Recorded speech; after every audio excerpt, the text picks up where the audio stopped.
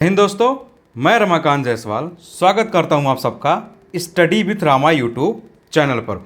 उम्मीद है दोस्तों आप सब मस्त होंगे, बहुत ही बेहतरीन तरीके से, बहुत ही मज़ेदार तरीके से दोस्तों आप सब अपनी अपनी पढ़ाई कर रहे होंगे। आप सब जानते हैं दोस्तों, हमने अपना करंट अफेयर्स की ये सीरीज शुरू की है, जिसके क्रम में दोस्तों आज हमारा यह दूसरा वीडियो है।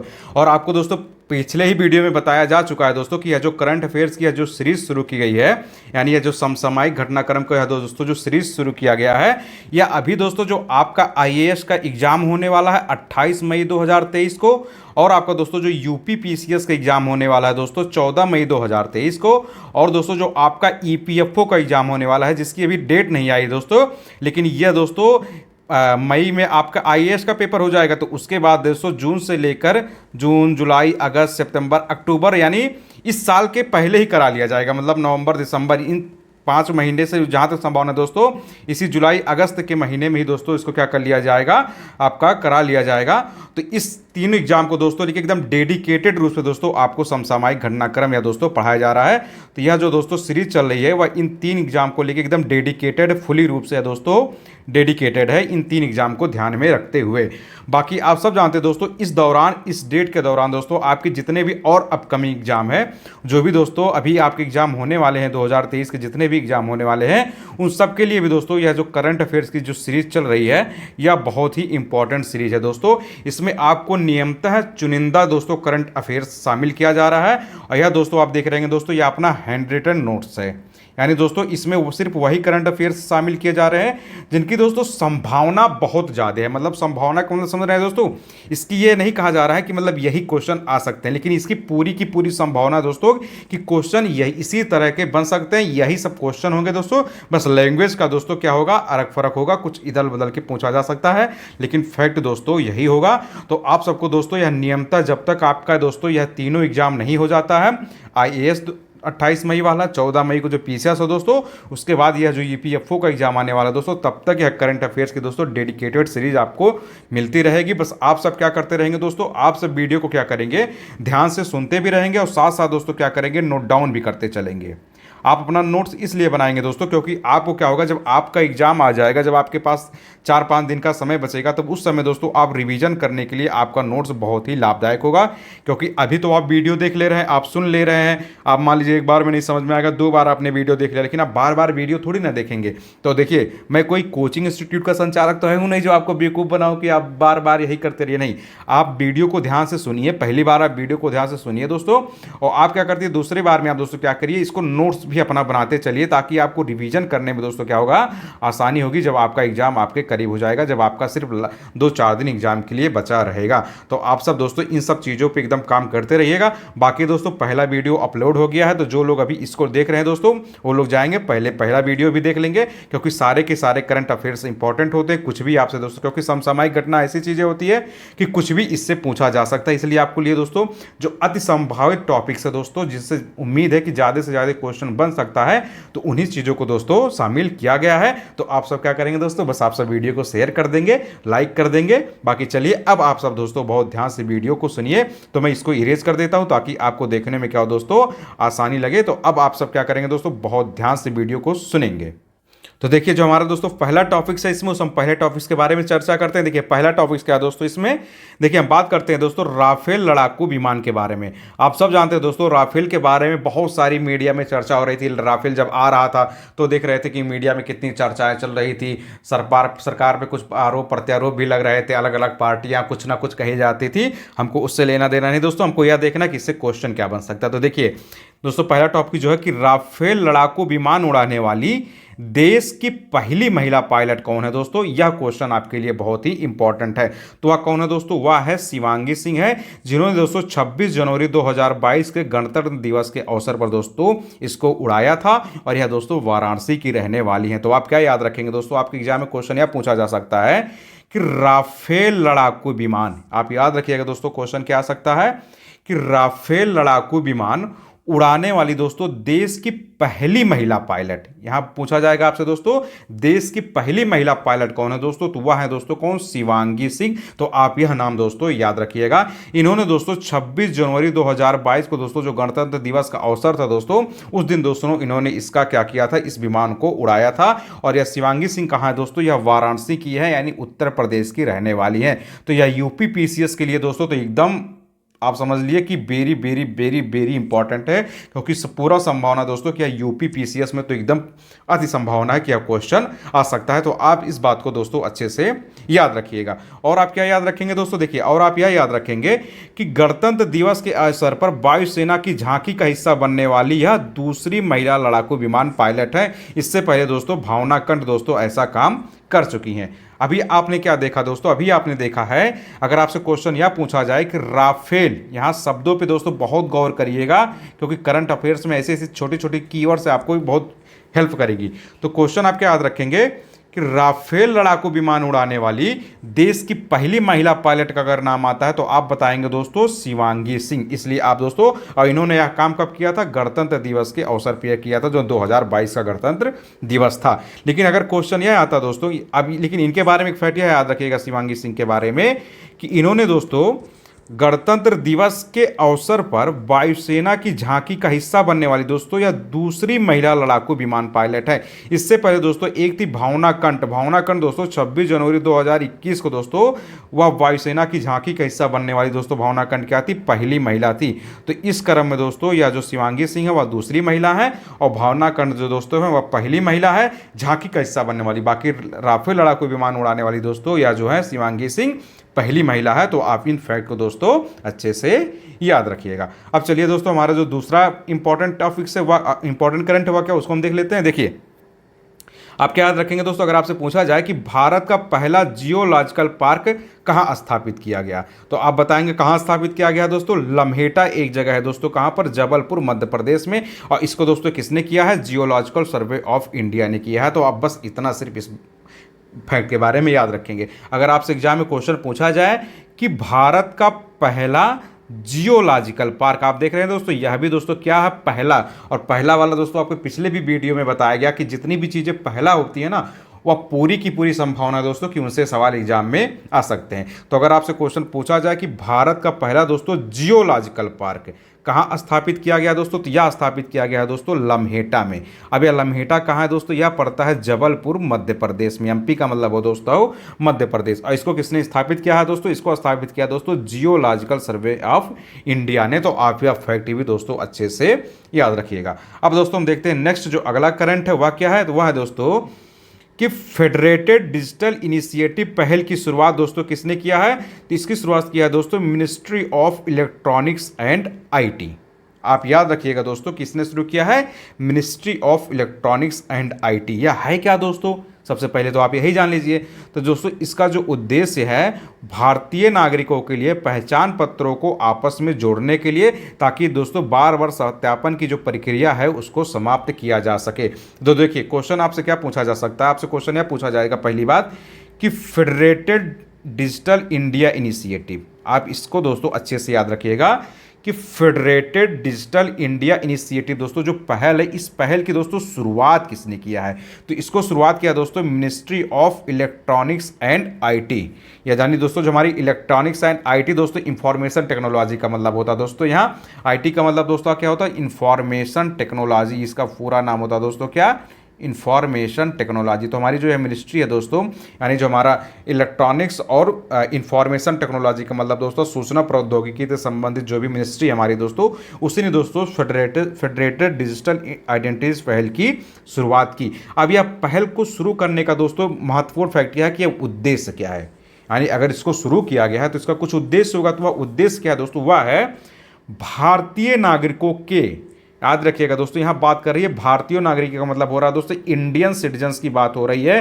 तो इन शब्दों पर भी दोस्तों आप याद रखिएगा, यानी भारतीय नागरिकों के कई पहचान पत्रों को आपस में जोड़ने के लिए दोस्तों, यानी आप जानते हैं ना हमारे पास अलग अलग आइडेंटिटी कार्ड होता है, वोटर कार्ड होता है, पैन कार्ड होता है, आधार कार्ड होता है, लाइसेंस होता है। तो दोस्तों हमारे पास अलग अलग तरह के क्या होते हैं, पहचान पत्र होते हैं, आइडेंटिटी कार्ड्स होती है। तो उन्हीं को जोड़ने के लिए दोस्तों इसको फेडरेटेड डिजिटल आइडेंटिटीज पहल की शुरुआत की गई है, ताकि दोस्तों क्या किया जाए, बार बार सत्यापन की जो प्रक्रिया होती है ना दोस्तों, इसको समाप्त किया जाए। क्योंकि आप सब देखते हैं ना दोस्तों, इसमें बहुत ज़्यादा आप देखे होंगे ना कि कोई भी काम किया जाता है, अलग अलग आईडी आपसे मांगी जाती है, उसमें सत्यापन बहुत तक होता है, उसमें आदमी परेशान हो जाता है, आम जनता दोस्तों परेशान हो जाती है।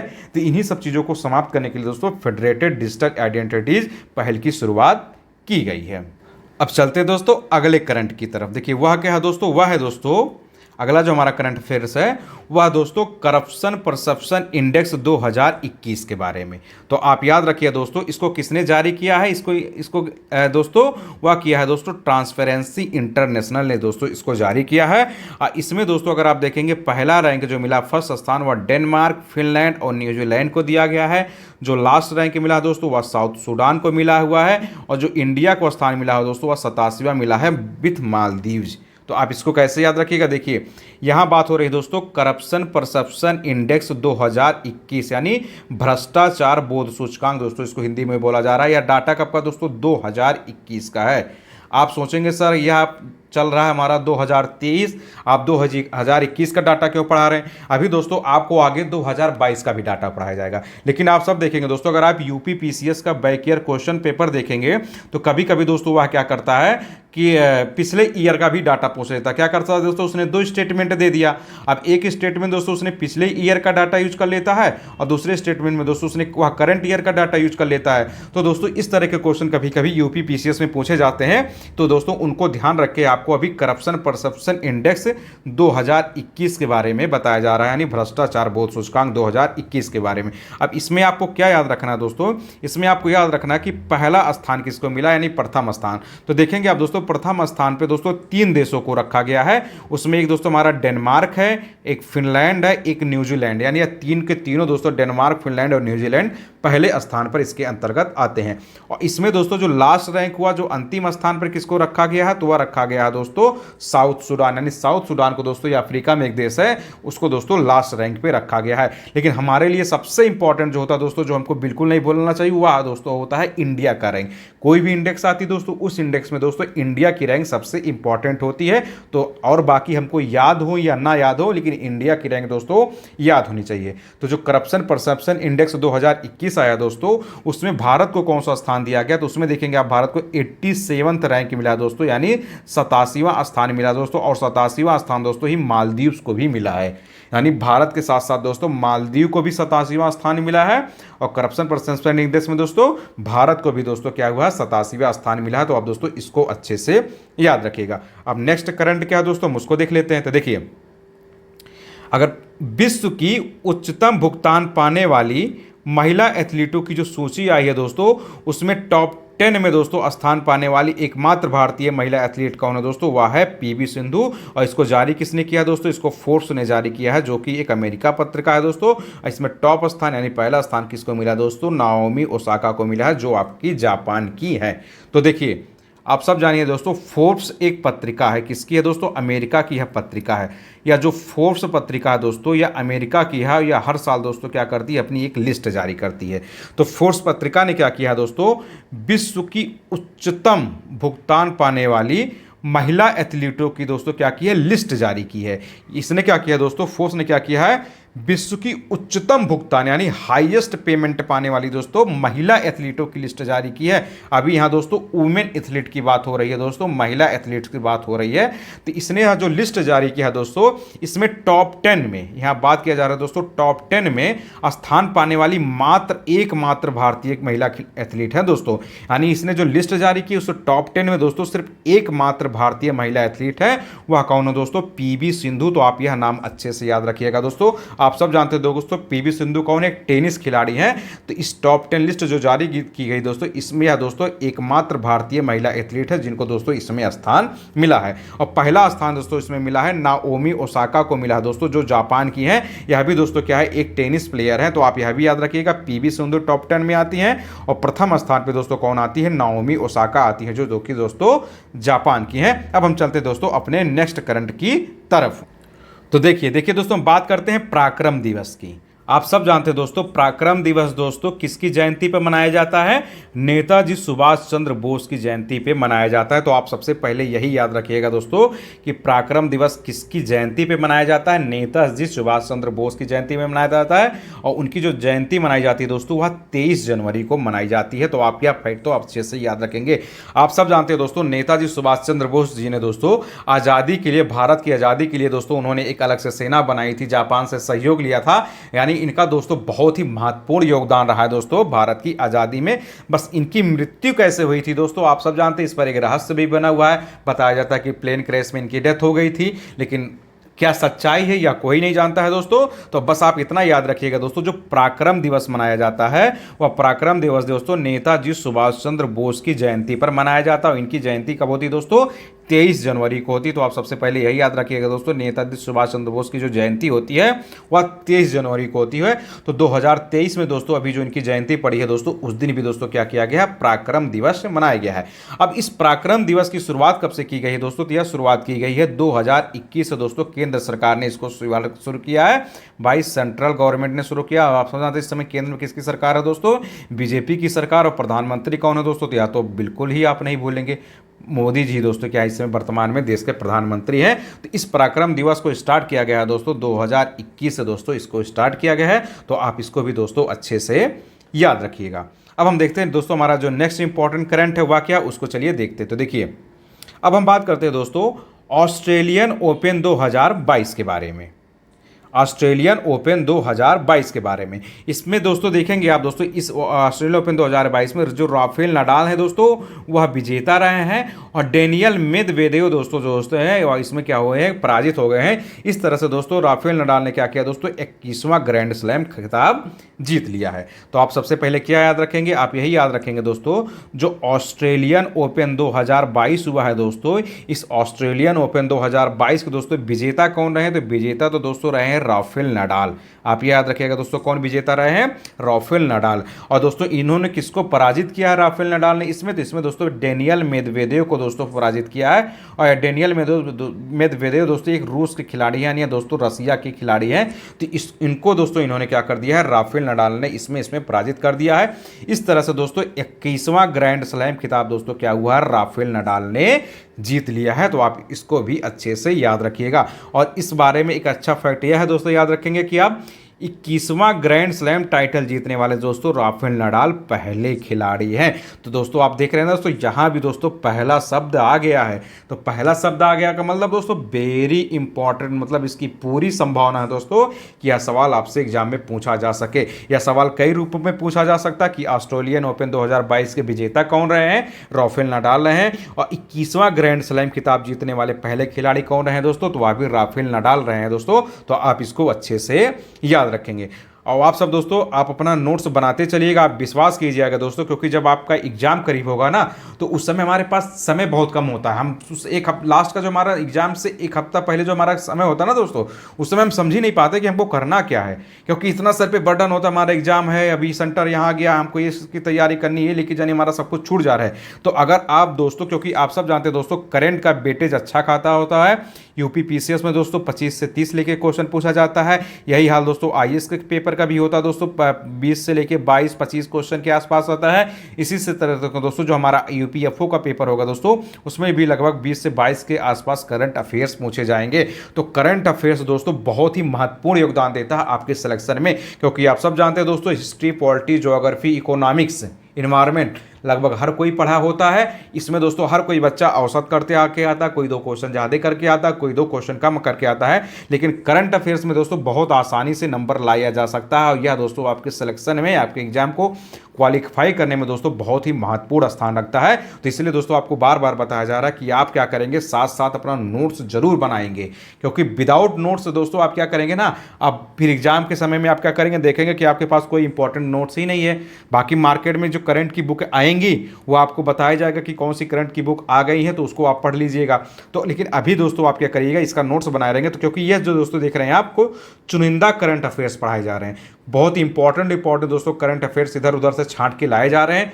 आप इस पे सवाल नहीं करिएगा कि सर आपने यहाँ से लाया, इस बुक से लाया, इस जगह से लाया, उस जगह से लाया। इससे आपका कोई मतलब नहीं होना चाहिए दोस्तों। आपका मतलब होना चाहिए कि आपके सवाल एग्जाम में आने चाहिए। बस आपका पूरा ध्यान इस पर होना चाहिए कि सर जो पढ़ा रहे हैं वह इंपॉर्टेंट है और इससे एग्जाम में सवाल बन सकता है। हम लोगों को दोस्तों एटलीस्ट सेलेक्ट होना होता है, तो हमारा उद्देश्य होना चाहिए सेलेक्ट होना। तो आप दोस्तों उस पर ध्यान रखिएगा और साथ साथ अपना नोट्स बनाते चलिएगा। चलिए अब हम देखते हैं दोस्तों हमारा जो नेक्स्ट करंट है वह क्या है, उसके बारे में देखते हैं। तो देखिए दोस्तों, अब हम बात करते हैं दोस्तों होंडुरास। दोस्तों एक हमारा देश है, कहाँ पर है दोस्तों, यह मध्य अमेरिकी देश है। तो आप याद रखिएगा दोस्तों, इसकी प्रथम महिला राष्ट्रपति कौन बनी है दोस्तों, सियामारो कास्त्रो को बनाया गया है। तो आप सबसे पहले यही याद रखिएगा दोस्तों, होंडुरास। होंडुरास दोस्तों क्या है, एक कंट्री है। कंट्री कहाँ पे दोस्तों, मध्य अमेरिकी देश है दोस्तों। आप देखेंगे ना दोस्तों, जैसे आप अमेरिका देखेंगे तो अमेरिका का दोस्तों अगर आप देखेंगे एरिया, तो लगभग ये जो एरिया होता है दोस्तों, यह नॉर्थ अमेरिका का होता है। और इसी के नीचे दोस्तों आप अगर ऐसे ऐसे आएंगे तो यहाँ पर दोस्तों हो जाता है कि हमारा साउथ अमेरिका। और ये बीच में दोस्तों आप देखेंगे ना छोटा सा यहाँ पर दोस्तों, यही वाला रीजन क्या हो जाता है दोस्तों, सेंट्रल अमेरिका हो जाता है दोस्तों, मध्य अमेरिका हो जाता है। तो यह होंडुरास जो दोस्तों है मध्य अमेरिका में पड़ने वाला है एक देश है। यह इंपॉर्टेंट इसलिए दोस्तों, यहाँ की अभी पहली बार कोई महिला राष्ट्रपति हुई है। तो आप देख रहे हो दोस्तों यहाँ पर भी क्या आ रहा है, प्रथम शब्द आ रहा है, यानी पहला शब्द आ रहा है। तो यानी वेरी वेरी इंपॉर्टेंट। आप देख रहे हैं कितना मजेदार वाला करंट अफेयर्स आपको पढ़ाया जा रहा है दोस्तों।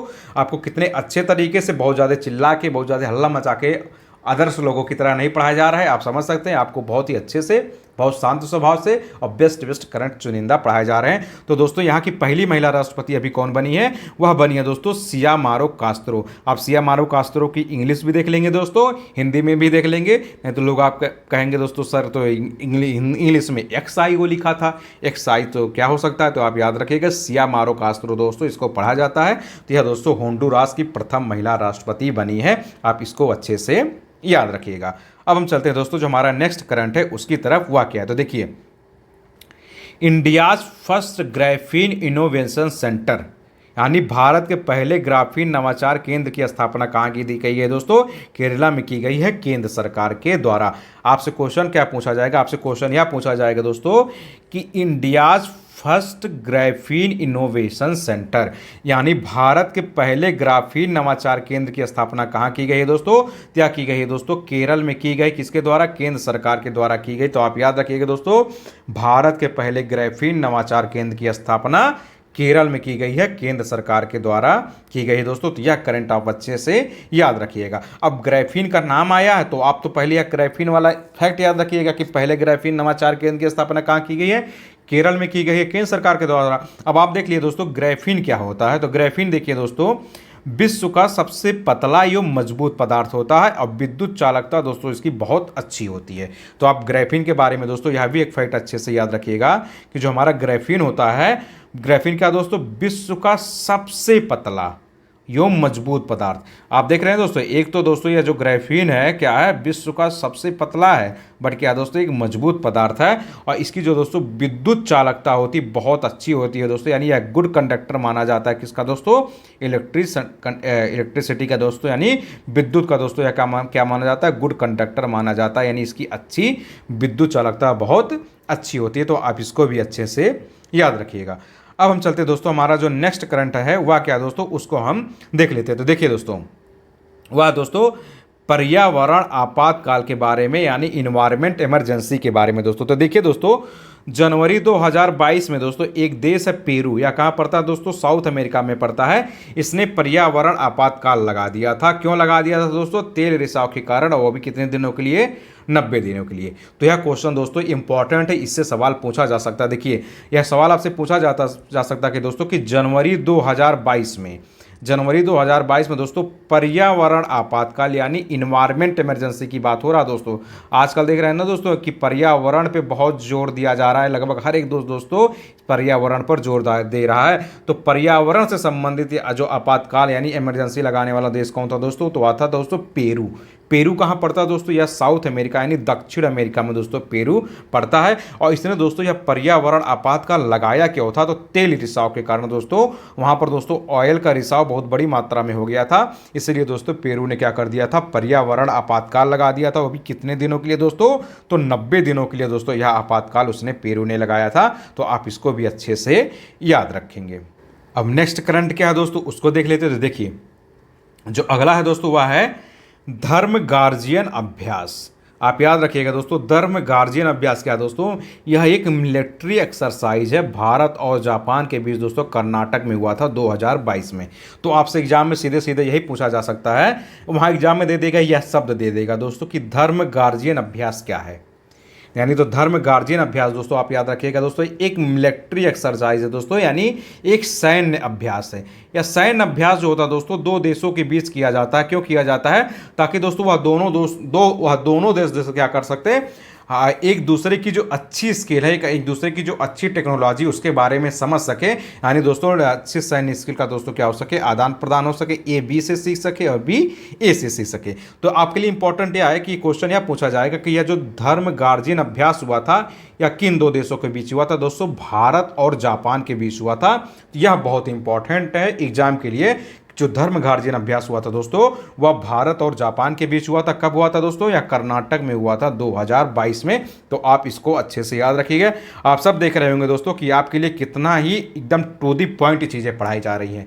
तो दोस्तों आपके लिए जिस तरह से मैं यह चीज़ें प्रयास कर रहा हूँ, जो एक नया प्रयोग कर रहा हूं दोस्तों, आपके लिए अच्छी चीज़ें ला रहा हूं। तो आप सब भी दोस्तों बस एक छोटा सा दायित्व तो आप सब अपना निभाते रहिएगा दोस्तों, कि आप वीडियो को बड़ी मात्रा में शेयर करते रहिएगा दोस्तों। अब मैक्सिमम लोगों तक वीडियो पहुंचाएंगे और आप दोस्तों इसको लाइक भी करेंगे, क्योंकि देख रहेंगे आप लोगों के लिए बहुत ईमानदारी से और बहुत ही चुनिंदा सवालों को लाया जा रहा है दोस्तों। और इसकी दोस्तों मुझे पूरी संभावना कि इस तरह के सवाल आपसे एग्जाम में जरूर पूछेंगे जाएंगे। अगर आप सब दोस्तों वीडियो को बहुत ध्यान से देखेंगे, अपना नोट्स बनाएंगे दोस्तों, तो गारंटी दोस्तों आप करंट अफेयर्स एकदम फोड़ के आएंगे। तो आप याद रखिएगा दोस्तों इस धर्म गार्जियन अभ्यास के बारे में। अब चलिए दोस्तों हमारा जो नेक्स्ट करंट है उसकी हम बात करते थे। देखिए दोस्तों एक तूफान आया था यूनुस, इसको बोला जाता है, इस तूफान को क्या बोला जाता है? स्टॉर्म। यह कहाँ पर आया था दोस्तों? यह यूरोप में आया था, फरवरी 2022 में आया था। इसके बाद क्या कर दिया गया दोस्तों? इंग्लिश चैनल को बंद कर दिया गया था। तो आप याद रखेंगे दोस्तों, क्या आप याद रखेंगे? आपसे एग्जाम में सीधे सीधे यही पूछ लिया जाएगा कि यह जो यूनिस तूफान है दोस्तों, यूनिस यानी इसका नाम क्या है दोस्तों? यूनिस। यूनिस तूफान दोस्तों कहाँ पर आया था? तो दोस्तों यह यूरोप में आया था। आप याद रखिएगा फरवरी 2022 में दोस्तों यूरोप वाले रीजन में दोस्तों यह पूरा यूनिस तूफान आया था। इस तूफान के दौरान क्या होता दोस्तों? इंग्लिश चैनल को बंद कर दिया गया था। अब आपके लिए दोस्तों एक सवाल है जो आप कमेंट बॉक्स में देंगे दोस्तों कि यह इंग्लिश चैनल कहाँ, मतलब कितने डिग्री के आसपास है या क्या है दोस्तों? इंग्लिश चैनल के बारे में आप क्या करेंगे दोस्तों? इसके बारे में मैं आपको बता सकता हूं, लेकिन दोस्तों इसलिए नहीं बता रहा हूं कि थोड़ा सा तो आप भी कोशिश करिए। तो आप दोस्तों कमेंट बॉक्स में बताएंगे कि यह इंग्लिश चैनल क्या है, कितनी डिग्री से गुजरती है, इंग्लिश चैनल के बारे में आप बताएंगे। तो आपके लिए दोस्तों यह एक छोटा सा होमवर्क है, आप इसको कमेंट बॉक्स में देंगे। बाकी आप यह याद रखेंगे दोस्तों कि यूनिस तूफान कहाँ आया था? यूरोप में आया था। अब चलिए दोस्तों हम अपने चलते हैं नेक्स्ट करंट की तरफ। हुआ क्या दोस्तों उसको भी देख लेते हैं। तो देखिए अब हम बात करते हैं दोस्तों फॉकलैंड आइलैंड डिस्प्यूट के बारे में। तो देखिए यह दोस्तों ब्रिटेन एवं अर्जेंटीना के बीच हुआ था। तो आप सबसे पहले यही याद रखेंगे दोस्तों कि जो फॉकलैंड आइलैंड डिस्प्यूट है दोस्तों, यह किसके किसके बीच हुआ था? तो यह बहुत इंपॉर्टेंट है दोस्तों। तो जो फॉकलैंड आइलैंड डिस्प्यूट हुआ था दोस्तों, यह ब्रिटेन एवं अर्जेंटीना के मध्य हुआ था दोस्तों। तो दो देश कौन से दोस्तों? एक ब्रिटेन, एक दोस्तों कौन है? अर्जेंटीना। तो इन दोनों देशों के बीच दोस्तों यह विवाद था, फॉकलैंड आइलैंड डिस्प्यूट। तो आप इसको दोस्तों अच्छे से याद रखिएगा। तो ये फॉकलैंड है क्या दोस्तों? देखिए फॉकलैंड क्या दोस्तों? एक द्वीप समूह है।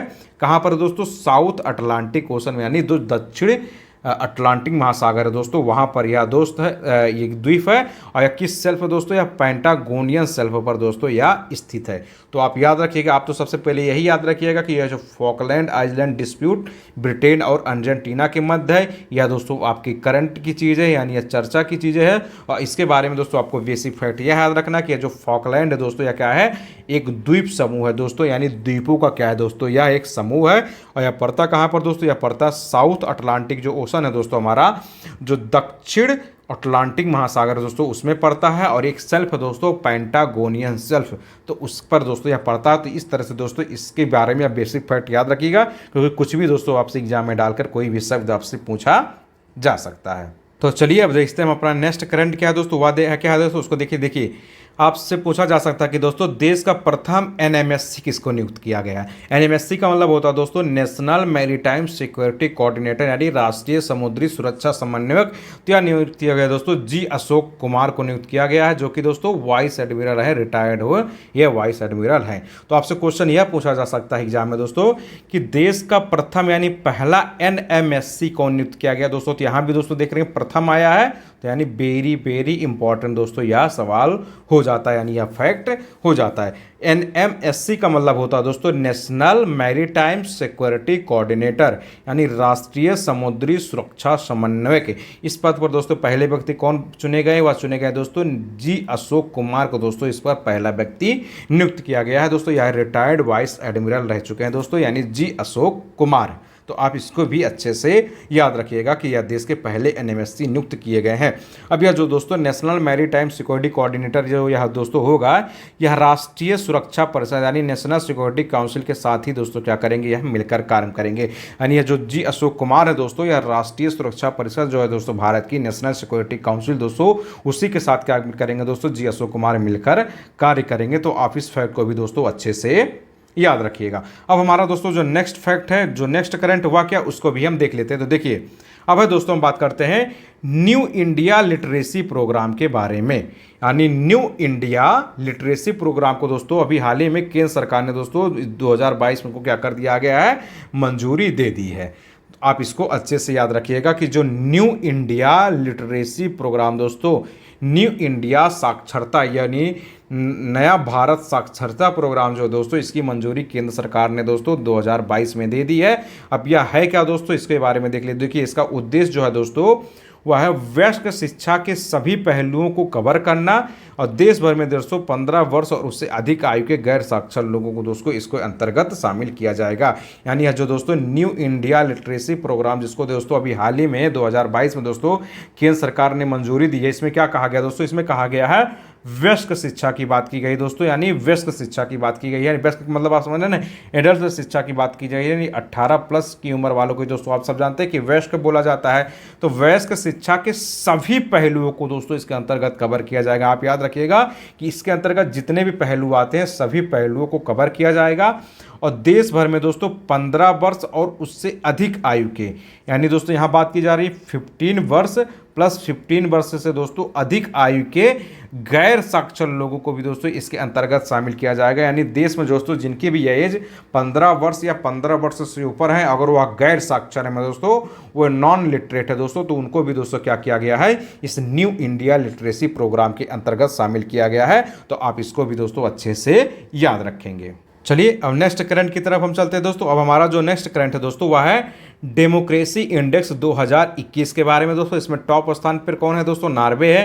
लास्ट स्थान पर दोस्तों, अंतिम स्थान पर उसको रखा गया अफगानिस्तान को रखा गया है। भारत को कौन सा स्थान दिया गया, 46वां स्थान दिया गया है। और इसको दोस्तों इकोनॉमिक इंटेलिजेंस यूनिट ने क्या किया दोस्तों, इसको जारी किया है। तो आप क्या याद रखेंगे दोस्तों, हम बात कर रहे हैं डेमोक्रेसी इंडेक्स 2021 के बारे में। आप देख रहे हैं दोस्तों यह 2021 का इंडेक्स है, यानी जो 2022 का इंडेक्स है दोस्तों उसके बारे में अभी आपसे आगे वीडियो में जो आपका जो करंट अफेयर्स की जो सीरीज चली रही है दोस्तों, उस सीरीज के क्रम में दोस्तों आपको डेमोक्रेसी इंडेक्स 2022 के बारे में पढ़ाया जाएगा।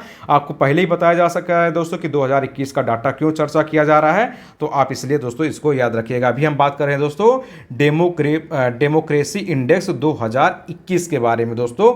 तो देखिए जो डेमोक्रेसी इंडेक्स 2021 आया दोस्तों, इसमें टॉप स्थान है दोस्तों, प्रथम स्थान पर किसको रखा गया है, नॉर्वे को रखा गया है। और इस इंडेक्स में दोस्तों लास्ट स्थान यानी अंतिम स्थान पर किसको रखा गया है, अफगानिस्तान के रखा गया है। और यह भारत की जो रैंकिंग है दोस्तों, यह आपके लिए बहुत ही इंपॉर्टेंट हो जाती है। तो डेमोक्रेसी इंडेक्स 2021 में दोस्तों भारत को कौन सा स्थान दिया गया है, तो भारत को दोस्तों 46वां स्थान दिया गया, यानी 46 नंबर पे दोस्तों किसको रखा गया है, भारत को रखा गया। तो यह डेटा आपके लिए बहुत इंपॉर्टेंट है कि भारत का कौन सा स्थान है, 46वां स्थान है। इस डेमोक्रेसी इंडेक्स को जारी किसने किया दोस्तों, इसको जारी किया दोस्तों इकोनॉमिक इंटेलिजेंस यूनिट ने दोस्तों इसको जारी किया है। तो आप इसको अच्छे से भी याद रखिएगा कि किसने इसको जारी किया है। अब हम चलते हैं दोस्तों, हमारा जो नेक्स्ट करंट हुआ क्या, तो देखिए वह दोस्तों केंद्र सरकार ने पीएम कुसुम योजना के माध्यम से 2024 तक दोस्तों कृषि क्षेत्र में डीजल को अच्छे ऊर्जा से बदलने का लक्ष्य रखा है। या देखिए है छोटा करंट, लेकिन आप इसको अच्छे से याद रखिएगा दोस्तों। आप सब जानते हैं दोस्तों पीएम कुसुम योजना को दोस्तों केंद्र सरकार ने लॉन्च किया था। अब यह पीएम कुसुम योजना को दोस्तों लॉन्च कब किया गया था, या आपके लिए दोस्तों होमवर्क है कि दोस्तों इसको लॉन्च कब किया गया था, यानी इसको केंद्र सरकार ने कब लॉन्च किया था, तो आप कमेंट बॉक्स में इसको बताएंगे। नहीं तो दोस्तों मैं हमारा जो अगला वीडियो आएगा उसमें हम आपको बताएंगे, लेकिन आप अगर इस वीडियो के कमेंट में डालेंगे तो इससे पता चलेगा दोस्तों कि आप हमारे साथ साथ आप भी मेहनत कर रहे हैं। तो जो दोस्तों पीएम कुसुम योजना चलाया था केंद्र सरकार ने, इस योजना के माध्यम से दोस्तों केंद्र सरकार ने क्या कहा है कि 2024 तक, बात कब की हो रही है दोस्तों, 2024 तक क्या होगा दोस्तों, कृषि क्षेत्र में यानी एग्रीकल्चर सेक्टर में दोस्तों क्या किया जाएगा, डीजल को अक्षय ऊर्जा से बदलने का लक्ष्य रखा गया है। क्योंकि आप सब देखे होंगे दोस्तों, अगर आप सब ग्रामीण क्षेत्र से होंगे तो आप सब देखते होंगे दोस्तों कि खेतों में जो पानी की सिंचाई की जाती है दोस्तों, उसके लिए जो इंजन होता है उसमें डीजल का यूज होता है, यानी डीजल का उसमें प्रयोग किया जाता है। तो उसी से क्या होता है दोस्तों, खेतों की सिंचाई की जाती है, यानी फसलों की सिंचाई की जाती है। तो अब क्या कहा गया है दोस्तों कि केंद्र सरकार ने कहा कि पीएम कुसुम योजना के माध्यम से 2024 तक क्या कर देंगे दोस्तों, कृषि क्षेत्र में बात हो रही है, एग्रीकल्चर सेक्टर में हम डीजल ऊर्जा को दोस्तों अक्षय ऊर्जा से बदल देंगे। अब आप यहां बताइए दोस्तों अक्षय ऊर्जा किसको बोलते हैं। अक्षय ऊर्जा का मतलब हो जाएगा दोस्तों सौर ऊर्जा, यानी सोलर एनर्जी। अक्षय ऊर्जा में कई तरह की ऊर्जा आती है, लेकिन यहां बात की गई स्पेशली दोस्तों सौर ऊर्जा की, यानी सोलर एनर्जी की बात की जा रही है। तो यानी डीजल के स्थान पर क्या किया जाएगा दोस्तों, सौर ऊर्जा को शामिल किया जाएगा। तो आप ये फैक्ट इंपॉर्टेंट है, छोटा, लेकिन एग्जाम के हिसाब से दोस्तों ये इंपॉर्टेंट है, क्योंकि इससे सवाल आ सकते हैं। तो आप इसको अच्छे से याद रखिएगा। अब हम बात करते हैं दोस्तों, हमारा जो अगला करंट वाक्य है वह है दोस्तों आईसीसी अंडर 19 वर्ल्ड कप के बारे में। तो देखिए यह दोस्तों हुआ कब था, यह हुआ था दोस्तों फरवरी 2022 में। इसमें कुल 16 टीमों ने हिस्सा लिया था। इसको आयोजित किसने किया था, वेस्ट इंडीज ने। और इसमें दोस्तों जो विजेता है वह भारत रहा था, और जिसको पराजित किया था भारत ने वह कौन था, इंग्लैंड था। तो दोस्तों आप देखिए क्या है, आपको याद रखना है, आपको यह याद रखना है दोस्तों कि जो आईसीसी अंडर 19 वर्ल्ड कप हुआ था दोस्तों, यहाँ बात किसकी हो रही है, अंडर 19 की बात हो रही। तो और सब उम्मीद है दोस्तों कि आप सबकी क्रिकेट की नॉलेज बहुत अच्छी होती है, तो आपको यह फैक्ट तो वैसे भी अच्छे से पता होगा, क्योंकि आप सब जानते हैं दोस्तों मैक्सिमम लोगों को क्रिकेट की नॉलेज ठीक ठाक होती है, क्रिकेट देखना पसंद करते हैं। लेकिन जो नहीं पसंद करते तो उनको लिए भी तो जानना जरूरी है ना। तो देखिए जो आईसीसी अंडर 19 वर्ल्ड कप हुआ था दोस्तों, यह कब हुआ था, यह हुआ था दोस्तों फरवरी 2022 में। और इसको आयोजित किसने किया था दोस्तों, तो आयोजित किया था दोस्तों इसको वेस्ट इंडीज ने। तो आप इसको भी याद रखिएगा कि आईसीसी अंडर 19 वर्ल्ड कप को कौन आयोजित किया था दोस्तों, इसको किया था वेस्ट इंडीज ने। और इसमें दोस्तों कुल 16 टीमों ने हिस्सा लिया था, और यह भी इंपॉर्टेंट हो जाता है। और मोस्ट इंपॉर्टेंट दोस्तों इसमें यह है कि इसमें विजेता कौन रहा है। तो इसमें विजेता जो है दोस्तों वह भारत रहा है। भारत ने किसको पराजित किया था दोस्तों, इसमें इंग्लैंड को पराजित किया था। तो आप यह भी अच्छे से याद रखिएगा। तो देख रहे हैं दोस्तों आप सबके लिए एकदम मजेदार, चुनिंदा और टू दी पॉइंट चीजें पढ़ाया जा रहा है। आपको कहानी नुमा इधर उधर की बातें, फालतू की बातें, लिबिर सिबिर वाली कामें इसमें नहीं यूज की जा रही हैं दोस्तों। इसमें आपको टू दी पॉइंट पढ़ाया जा रहा है, एकदम सीरियस कैंडिडेट की तरह पढ़ाया जा रहा है दोस्तों। क्योंकि आप सब जानते हैं दोस्तों इन सब फेजों से हम गुजर चुके हैं, क्योंकि हमको पता है दोस्तों कि आपका ध्यान कहाँ जाता है, आपको मजा कहाँ आता है। लोग सोचते हैं ना कि जो फनी टाइप के जो लोग होती है दोस्तों हमको उसको पढ़ लेंगे। तो आप देखते हैं दोस्तों उस 2 घंटे की वीडियो में मैं किसी की आलोचना नहीं कर रहा हूँ, लेकिन आप देखेंगे ना 2 घंटे की वीडियो में आपसे सिर्फ मुश्किल से 10 करंट डिस्कस किया जाता है, बाकी इधर उधर की बातें होती है। लेकिन आप यहाँ देख रहे हैं दोस्तों, आपसे यहाँ लगभग 1 घंटे के अंदर ही विद इन 1 आवर के दोस्तों क्या हो जा रहा है, लगभग आपसे 25 से 30 वो भी इंपॉर्टेंट करंट अफेयर डिस्कस किए जा रहे हैं, जिनकी पूरी की पूरी संभावना है दोस्तों, लगभग 100% जिसकी संभावना है कि इस तरह से सवाल आपसे एग्जाम में आ सकते हैं। तो आपसे उन तरह की चीज़ों को डिस्कस किया जा रहा है जो कि आपको हैंड रिटन में दोस्तों आप देख रहे हैं दोस्तों कि इस पर बहुत सारी मेहनत करके दोस्तों हमने इसको तैयार किया है। तो आपको उस तरह की चीज़ों को डिस्कस किया जा रहा है दोस्तों। तो आप हमारा सपोर्ट करते रहिएगा दोस्तों, बस आप सबसे एक छोटा सा सहयोग चाहिए। बाकी हम किसी की आलोचना नहीं कर सकते, सब टीचर अच्छे होते हैं, सबका पढ़ाने का तरीका होता है। हम चाहते हैं कि हम आपको कम समय में ज़्यादा दें, हमारा यह तरीका दोस्तों, क्योंकि आप सब जानते हैं हमारे पास भी टाइम की कमी होती है, आपके पास भी टाइम की कमी होती है। तो हम चाहते हैं दोस्तों हम आपको कम समय में अच्छी चीज़ें दें और ज़्यादा मात्रा में दें। तो दोस्तों ये हमारा अपना तरीका है, तो आप दोस्तों इसको देखते रहिए। अब चलिए हम बात करते हैं दोस्तों, बहुत इधर उधर की बातें हो गई। आप कहेंगे अभी सर कह रहे थे इधर उधर की बातें नहीं करेंगे, लेकिन छोड़िए इसको इग्नोर करिएगा दोस्तों। थोड़ा थोड़ा तो होना चाहिए ना, बहुत ज़्यादा नहीं होना चाहिए। अब चलिए हम चलते हैं दोस्तों, हमारा जो नेक्स्ट करंट है वह क्या है उसके बारे में हम देखते हैं। अब हम बात करते हैं दोस्तों स्टैचू ऑफ इक्वलिटी की। हम बात करते हैं दोस्तों, देखिए जो स्टैचू ऑफ इक्वलिटी है दोस्तों, यह किससे संबंधित है दोस्तों? तो यह संबंधित है रामानुजाचार्य जी से संबंधित है। इसका अनावरण दोस्तों प्रधानमंत्री मोदी जी ने किया था, फरवरी 2022 में किया था। कहां पर किया था दोस्तों? हैदराबाद में किया था। यह 216 फीट ऊंची प्रतिमा दोस्तों, जिसमें 5 धातुओं का प्रयोग हुआ है। तो आप क्या याद रखेंगे? आपके लिए बहुत ही यह इंपॉर्टेंट करंट है दोस्तों, या वेरी वेरी इंपॉर्टेंट करंट है। इसकी संभावना कि आपसे क्वेश्चन पूछा जाए, तो आप याद रखिएगा दोस्तों, statue of equality. Statue of equality किससे संबंधित है दोस्तों? यह संबंधित है रामानुजाचार्य जी से संबंधित है। आपने स्टैचू ऑफ यूनिटी पढ़ा होगा, तो यूनिटी जो किससे संबंधित था? सरदार वल्लभ भाई पटेल जी से संबंधित था। लेकिन यहाँ पढ़ रहे हैं दोस्तों स्टैचू ऑफ इक्वालिटी, यानी समानता का जो स्टैचू है दोस्तों, यह किससे संबंधित है? या दोस्तों रामानुजाचार्य जी से संबंधित है। इसका अनावरण किसने किया था? इसका अनावरण दोस्तों माननीय प्रधानमंत्री मोदी जी ने किया था फरवरी 2022 में। तो आप तो मोदी जी को तो बिल्कुल नहीं भूलेंगे, तो आप इसको याद रखिएगा। और यह अनावरण कहाँ किया गया था दोस्तों? यह किया गया था हैदराबाद में। तो यानी स्टैचू ऑफ इक्वलिटी यानी रामानुजाचार्य की जो स्टैचू है दोस्तों, यह कहाँ पर है दोस्तों? यह है हैदराबाद में है। और यह दोस्तों 216 फीट ऊंची है, तो यह भी याद रखिएगा। और यह 5 धातुओं से मिलकर बना है, यानी 5 मेटल्स का दोस्तों इसमें यूज हुआ है। तो आप इसको भी अच्छे से याद रखिएगा कि इसमें कुल 5 धातुओं का यूज हुआ है। इनके बारे में आपसे आगे के वीडियो में भी चर्चा किया जाएगा, जब आपको स्टैचू ऑफ इक्वलिटी के बारे में। बाकी आपके लिए बस इतना भी यहाँ इंपॉर्टेंट है कि स्टैचू ऑफ इक्वलिटी कहाँ पर है?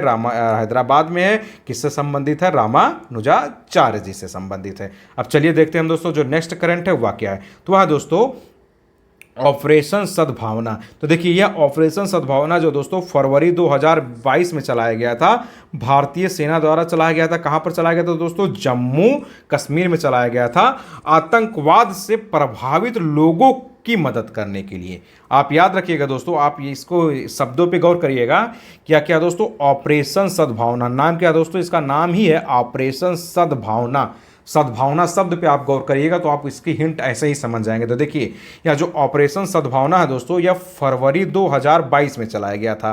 और ऑपरेशन सद्भावना कब चलाया गया था? फरवरी 2022 में चलाया गया था। और यह चलाया गया था दोस्तों भारतीय सेना के द्वारा। तो आप अच्छे से याद रखिएगा किसके द्वारा चलाया गया था? भारतीय सेना के द्वारा चलाया गया था। कहां पर दोस्तों? जम्मू कश्मीर में दोस्तों ऑपरेशन सद्भावना को चलाया गया था। क्यों चलाया गया था? इसका उद्देश्य क्या था? इसका उद्देश्य था दोस्तों आतंकवाद से प्रभावित लोगों की मदद करना है, यानी उन लोगों की मदद करना दोस्तों जो टेररिज्म से प्रभावित हुए हैं, यानी जो आतंकवाद से प्रभावित हुए हैं। अभी आप सब देखे होंगे दोस्तों कि जम्मू कश्मीर में लगभग जितने भी अभियान चलाए जाते हैं वह आतंकवाद को खत्म करने के लिए चलाए जाते हैं, यानी जो टेररिस्ट ऑर्गेनाइजेशन है, जो टेररिज्म है, जो भी कुछ वहाँ आतंकवाद से संबंधित घटनाएं होती हैं दोस्तों, उसको मैक्सिमम जो जितने भी ऑपरेशन चलाए जाते हैं उसको खत्म करने के लिए ही चलाए जाते हैं। लेकिन जो यह ऑपरेशन सद्भावना चलाया गया दोस्तों, इसमें अंतर यह है, यह उनके लिए चलाया गया दोस्तों जो लोग आतंकवाद से प्रभावित हुए हैं, उन लोगों की दोस्तों मदद करने के लिए यह दोस्तों चलाया गया है। तो आप यह भी जानते हैं दोस्तों कि हमारे देश में आतंकवाद से दोस्तों आतंकवाद जानते हैं आप दोस्तों, ये खास करके जम्मू कश्मीर वाला जो रीजन है दोस्तों, वहाँ बहुत बड़ी मात्रा में दोस्तों यह चीज़ें हावी है। पाकिस्तान का दोस्तों आप सब जानते हैं, पाकिस्तान का इसमें पूरा हाथ होता है, तो बच्चा बच्चा जानता है। तो इस पर डिस्कस करने के लिए कोई मतलब नहीं, बस आप यहाँ इतना याद रखिएगा कि ऑपरेशन सद्भावना 2022 में जम्मू कश्मीर में भारतीय सेना द्वारा आतंकवाद से प्रभावित लोगों की मदद करने के लिए चलाया गया था। तो अब चलते हैं हम दोस्तों अपने नेक्स्ट करंट की तरफ। हुआ क्या है दोस्तों? वह है दोस्तों क्रिप्टो करेंसी के बारे में। आप दोस्तों यह देखे होंगे ना, बहुत चर्चा में रहा है क्रिप्टो करेंसी। अब यह दोस्तों क्रिप्टो करेंसी क्या है? तो सबसे पहले आप यही याद रखिएगा दोस्तों, अभी आगे चर्चा करूंगा मैं इसको। क्रिप्टो करेंसी दोस्तों एक डिजिटल एसेट होती है, यानी एक डिजिटल परिसंपत्ति होती है जो विनिमय का एक माध्यम ही होती है। तो आप पहले क्रिप्टो करेंसी की बेसिक समझ लीजिए, फिर आप करंट समझिएगा। देखिए यह जो क्रिप्टो करेंसी क्या है दोस्तों, ये एक डिजिटल करेंसी है। आप ओवरऑल इसको ये समझिए कि एक डिजिटल मुद्रा होती है, यानी यह एक डिजिटल एसेट होती है, यानी एक डिजिटल परिसंपत्ति होती है। यहाँ डिजिटल एसेट का मतलब होता है दोस्तों डिजिटल परिसंपत्ति, यानी एक ऐसी संपत्ति होती है दोस्तों जो डिजिटली रूप में यूज की जाती है, जो ऑनलाइन माध्यम से ही दोस्तों यूज की जाती है, यानी इसका ऑफलाइन रूप से कोई यूज नहीं होता। जैसे आप देखिए ना, जब हमारा नोट है, सिक्का है, वो ऑफलाइन हम यूज करते हैं, लेकिन यह जो क्रिप्टो करेंसी है दोस्तों, यानी जो क्रिप्टो मुद्रा है, एक डिजिटल एसेट होती है। यह भी एक विनिमय का ही माध्यम होती है दोस्तों, यानी एक्सचेंज का ही एक माध्यम होती है। इसके बारे में आप यह याद रखिएगा दोस्तों, इसके बारे में आप यह याद रखिएगा कि 30% दोस्तों इस पर टैक्स लगाने की घोषणा की गई थी। यह बहुत ही इंपॉर्टेंट है और यह किया गया था दोस्तों 1 फरवरी 2022 को जो यूनियन बजट आया था उसमें यह किया गया था। इस बजट को किसने पेश किया था दोस्तों? निर्मला सीतारमण ने। यह बात हो रही है दोस्तों, देख रहे हैं ना, 2022 में जो यूनियन बजट आया था। अभी जो जो आपका 2023 का यूनियन बजट आया है उसके बारे में एक स्पेशल वीडियो बनाया जाएगा दोस्तों आपके लिए। जो 2023-24 का जो यूनियन बजट आया है दोस्तों उसके बारे में एक स्पेशल वीडियो आएगा और उसमें यूपी का बजट हुआ या यूनियन बजट हुआ, इकोनॉमिक सर्वे यूपी का हुआ, इकोनॉमिक सर्वे इंडिया का जो दोस्तों हुआ, उसके लिए एक सेपरेटेड वीडियो बनाया जाएगा। उसमें स्पेशल पूरे सारी की सारी बजट से संबंधित प्रावधान पढ़ाए जाएंगे। लेकिन आप अभी यहाँ यह याद रखिएगा दोस्तों कि क्रिप्टो करेंसी पर भी दोस्तों क्या किया गया था? 30% टैक्स लगाने की घोषणा कर दी गई है। यानी ये पिछली वीडियो में किया गया था, लेकिन यह क्वेश्चन चर्चा में रहा है क्रिप्टो करेंसी, तो हो सकता है दोस्तों यह सवाल आपसे पूछा जा सके, इसलिए दोस्तों हमने इसको शामिल किया है। इस पर कितना परसेंट टैक्स लगाया जाएगा दोस्तों? 30% टैक्स लगाया जाएगा। तो आप अगर एग्जाम में सवाल आएगा तो इस पर आप गलती नहीं करिएगा। और यह यूनियन बजट दोस्तों जो 1 फरवरी 2022 को वित्त मंत्री निर्मला सीतारमण जी ने दोस्तों जो पेश किया था उसमें यह बातें की गई थी। तो आप इस फैक्ट को अच्छे से याद रखेंगे। अब हम चलते हैं दोस्तों अपने नेक्स्ट करंट की तरफ। वह क्या है दोस्तों? वह है दोस्तों इंडोनेशिया के बारे में। आप सब जानते हैं दोस्तों अभी इंडोनेशिया की नई राजधानी किसको बना दिया गया है? नूसंतारा को बना दिया गया है। तो आप इसको याद रखिएगा। इंडोनेशिया की दोस्तों पहले राजधानी क्या होती थी? बोल दूं आपसे कमेंट बॉक्स में बताने के लिए? नहीं, चलिए मैं ही बता देता हूं। इससे पहले दोस्तों इंडोनेशिया की पहले राजधानी क्या होती थी? जकार्ता। आप सब जानते हैं दोस्तों इंडोनेशिया की जो पहले राजधानी होती थी वह जकार्ता होती थी। अब दोस्तों क्या कर दिया गया है? इंडोनेशिया की एक न्यू कैपिटल, एक नई राजधानी बना दी गई। वह नाम क्या है दोस्तों? उसका नाम है नूसंतारा। आप याद रखिएगा दोस्तों इंडोनेशिया की अब राजधानी क्या है? वह है नूसंतारा। यानी अब जकार्ता दोस्तों इंडोनेशिया की राजधानी नहीं रह गई, अब एक नया राजधानी बना दिया गया है नूसंतारा। तो आप अच्छे से इसको याद रखिएगा। अब नूसंतारा के बारे में 2 फैक्ट तो बहुत अच्छा है, इससे आप याद रखिएगा दोस्तों। यह पूर्वी कालीमंगन क्षेत्र में पड़ता है और एक द्वीप है दोस्तों बोर्नियो द्वीप, उस पर पड़ता है। तो आप याद रखिएगा दोस्तों यह इंडोनेशिया की जो नई राजधानी बनाई है नूसंतारा, यह नूसंतारा जो दोस्तों है यह एक पूर्वी कालीमंगन क्षेत्र में पड़ता है और बोर्नियो द्वीप पर पड़ता है दोस्तों। तो आप इसको भी अच्छे से याद रखिएगा। बाकी इंडोनेशिया के बारे में आप जानते हैं दोस्तों यह एक साउथ एशियन कंट्री है, यानी दक्षिण एशियाई दोस्तों यह देश है। तो आप इसके बारे में अच्छे से यह सारे फैक्ट याद रखेंगे कि नूसंतारा क्या है, बोर्नियो द्वीप क्या है। अब देखते हैं दोस्तों हमारा जो नेक्स्ट करंट है वह क्या है, उसके बारे में हम चर्चा करते हैं। तो देखिए अब हम बात करते हैं दोस्तों पेटा की। पेटा क्या है दोस्तों? सबसे पहले पेटा की बेसिक समझ लीजिए, तो फिर इसका करंट आप देख लीजिए। तो देखिए पेटा जो होता है दोस्तों वह होता है people for the ethical treatment of animals, यानी पशुओं के अधिकारों के लिए लड़ने वाला दोस्तों यह एक संगठन होता है। यानी दोस्तों यह जो पेटा होता है PETA, आप याद रखिएगा दोस्तों पेटा का नाम क्या है? PETA। पेटा क्या होता है दोस्तों? यह पशुओं के अधिकारों के लिए लड़ने वाला दोस्तों क्या होता है? एक संगठन होता है, एक ऑर्गेनाइजेशन होता है। यानी पशुओं के अधिकारों के लिए दोस्तों यह क्या करता है? लड़ाई करता है। अब पेटा का फुल फॉर्म क्या है दोस्तों? पेटा का फुल फॉर्म होता है दोस्तों people for the ethical treatment of animals. तो आप यह भी अच्छे से याद रखिएगा कि पेटा का फुल फॉर्म क्या है दोस्तों? पेटा का फुल फॉर्म है दोस्तों people for the ethical treatment of animals. इसकी स्थापना कब की गई थी दोस्तों? इसकी स्थापना की गई थी दोस्तों 1980 में इसकी स्थापना की गई थी। अब यह पेटा आपके लिए इंपॉर्टेंट क्या हो, क्यों इसकी चर्चा की जा रही है? आप अब उस पर हम आते हैं दोस्तों, उसको देखिए इसके तहत दोस्तों 2021 का पर्सन ऑफ द ईयर किसको चुना गया था? एक भारतीय अभिनेत्री है दोस्तों आलिया भट्ट। और 2022 के लिए किसको चुना गया है दोस्तों? सोनाक्षी सिन्हा को चुना गया है। तो आप याद रखिएगा ना। तो पेटा के तहत दोस्तों पर्सन ऑफ द ईयर 2021, यानी पर्सन ऑफ द ईयर 2021 जो दोस्तों कौन चुनी गई थी? बॉलीवुड अभिनेत्री हैं आलिया भट्ट दोस्तों, उनको चुना गया था। हीरोइनों के बारे में मुझे पता है दोस्तों, आप सब अच्छे से पहचानते होंगे, तो इसको मुझे बताने की जरूरत नहीं कि आलिया भट्ट कौन है। तो 2021 का दोस्तों पर्सन ऑफ द ईयर किसको चुना गया था? आलिया भट्ट को चुना गया था। और 2022 का दोस्तों पर्सन ऑफ द ईयर किसको चुना गया है? सोनाक्षी सिन्हा को चुना गया है। तो आप इनको भी पहचानते होंगे। आप अगर हीरोइंस को ना पहचाने, ओहो, तो ये तो हो ही नहीं सकता दोस्तों कि आप हीरोइंस को ना पहचाने। चलिए सोनाक्षी सिन्हा कौन है दोस्तों? शत्रुघ्न सिन्हा की डॉटर हैं। KBS वाले कौन बनेगा करोड़पति में आप जानते होंगे, बहुत फेमस हो गई थी ये। चलिए वो खैर आलिया भट्ट ने शादी कर लिया है, ये भी बहुत चर्चा में रहा दोस्तों। कई बच्चों का दिल टूट गया होगा इस पर। क्या सोच रहे हैं आप? मैं सही बोल रहा हूँ ना? तो चलिए आप ये बस आपके लिए वो काम की चीज़ नहीं, काम की चीज़ ये है दोस्तों कि 2021 का person of the year PETA के लिए किसको चुना गया है, वह चुना गया था दोस्तों आलिया भट्ट का। और 2022 का दोस्तों पेटा के तहत पर्सन ऑफ द ईयर किसको चुना गया है दोस्तों, वह चुना गया दोस्तों सोनाक्षी सिन्हा को। तो आप इसको अच्छे से याद रखिएगा। अब हम आते हैं दोस्तों अपने लास्ट करंट की तरफ। वह क्या है दोस्तों, वह उसके बारे में हम चर्चा कर लेते हैं। देखिए अब हम बात करते हैं दोस्तों कोप्पल टॉय क्लस्टर के बारे में। या जो कोप्पल टॉय क्लस्टर है दोस्तों, या क्या है, यह देश का पहला खिलौना निर्माण पारिस्थितिकी तंत्र है दोस्तों। कहाँ पर है दोस्तों, कर्नाटक में।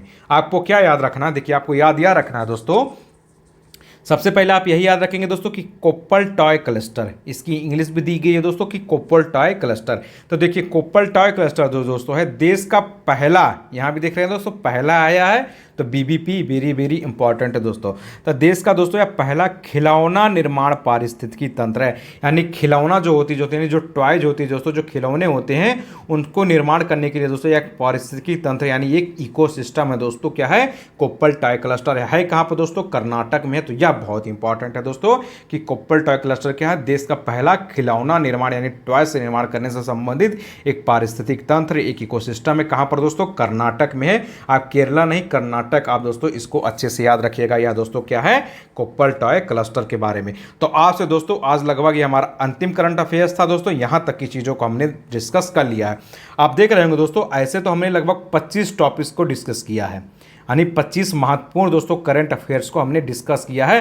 तो इस टॉपिक के हिसाब से देखेंगे दोस्तों लगभग 25 करंट अफेयर्स को हमने डिस्कस किया है। लेकिन आप ओवरऑल देखेंगे ना दोस्तों, तो इसमें से लगभग 100 क्वेश्चन भी आपसे बनाए जा सकते हैं एग्जाम में।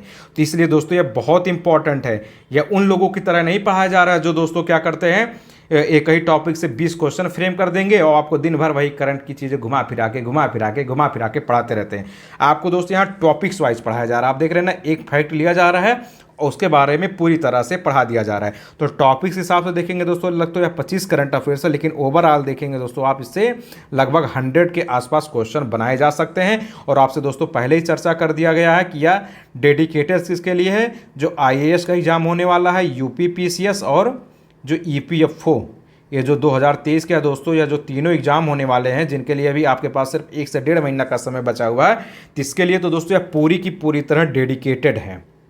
या इन तीनों एग्जामों के लिए तो दोस्तों पूरी की पूरी तरह डेडिकेटेड है। बाकी जितने भी इस दौरान जितने भी एग्जाम होने वाले दोस्तों उनमें करंट अफेयर्स के लिए है इंपॉर्टेंट है। तो उस हिसाब से दोस्तों देखा जाए तो अपकमिंग जितने भी करंट एग्जाम होने वाले हैं, जितने भी महत्वपूर्ण परीक्षाएं होने वाली हैं 2023 में दोस्तों, तो उन सब के लिए दोस्तों यह बहुत ही इंपॉर्टेंट रहने वाला है। तो आप सब दोस्तों अपना नोट्स बनाते चलेंगे, वीडियो को बहुत बड़ी मात्रा में दोस्तों शेयर करते चलेंगे और इसको टाइम टाइम पे रिवाइज करते रहेंगे दोस्तों। आप हमारा सहयोग भी करते रहेंगे, क्योंकि आप सबके लिए दोस्तों हम अच्छे से रिटर्न फॉर्म में दोस्तों चुन चुन के इसके तैयार कर रहे हैं, फिर दोस्तों आपको डाटा प्रोवाइड किया जा रहा है। तो दोस्तों इस हिसाब से दोस्तों आप हमारा सपोर्ट करिएगा। और उसके बाद भी दोस्तों अगर आपको कोई डाउट्स रह जाता है, मान लीजिए आपको कोई फैक्ट नहीं समझ में आया है, कोई डाटा आपको लगता है कि मिसमैच है, वैसे मैं पूरी कोशिश किया दोस्तों कि कोई भी फॉल्ट ना निकले, कोई भी गलती ना लिखे, लेकिन ह्यूमन एरर दोस्तों, मानव भूल सबसे हो सकता है। तो अगर दोस्तों कोई गलती मिलती है, कोई फॉल्ट मिलता है दोस्तों, तो आप उसको कमेंट बॉक्स में दे देंगे दोस्तों। तो उसको दोस्तों उसका मैं जो सही आंसर होगा वह आपको प्रोवाइड करने की कोशिश करूंगा। तो इस तरह से दोस्तों आप क्या करेंगे, आप पूरे वीडियो को देखेंगे, अपना नोट्स बनाएंगे, अपने अपने एग्जाम की तैयारी करेंगे और प्लेलिस्ट से बने रहेंगे दोस्तों, क्योंकि इस आपकी करंट अफेयर्स की दोस्तों प्लेलिस्ट बना दी गई है। तो उसमें दोस्तों सारे करंट के वीडियो डेली आपको दोस्तों क्या किया जाएगा, आपको टारगेट करके अपलोड किया जाएगा। तो आप सब दोस्तों क्या करते रहेंगे, वीडियो को देखते रहेंगे। तो चलिए दोस्तों आप सबका बहुत बहुत धन्यवाद वीडियो देखने के लिए। मिलते हैं फिर अपने नेक्स्ट वीडियो को लेकर। तब तक दोस्तों आप सब चैनल से बने रहिएगा, जुड़े रहिएगा और अपनी तैयारी करते रहिएगा। तो बहुत बहुत धन्यवाद आप सबका दोस्तों। जय हिंद माय डियर फ्रेंड।